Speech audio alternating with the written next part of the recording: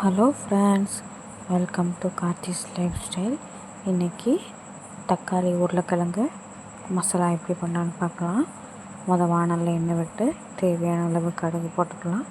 கொஞ்சமாக கருவேப்பிலை, காரத்துக்கு 2 பச்சை மிளகாய், நறுக்கி வச்ச வெங்காயம், நறுக்கி வச்ச தக்காளி எல்லாத்தையும் மொத்தமாக போட்டு நல்லா அந்த எண்ணெயிலேயே வதக்கி விட்டுக்கலாம்.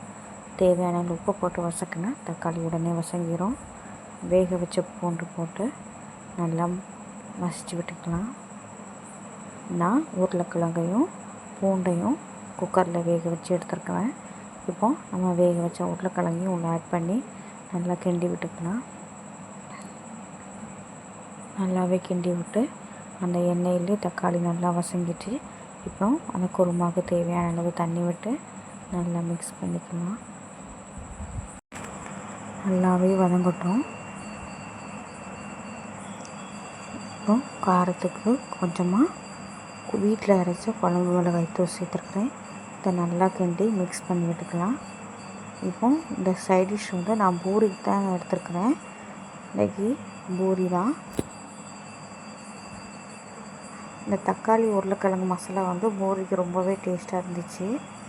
பாருங்கள், சூப்பராகவே இருந்துச்சு. நீங்களும் இந்த தக்காளி உருளைக்கிழங்கு மசாலா யாராவது செஞ்சீங்க அப்படின்னா கமெண்ட் பண்ணுங்கள். செய்யலை அப்படின்னா செஞ்சு பார்த்துட்டு எப்படி இருக்குன்னு கமெண்ட் பண்ணுங்கள். தேங்க்யூ ஃபார் வாட்சிங்.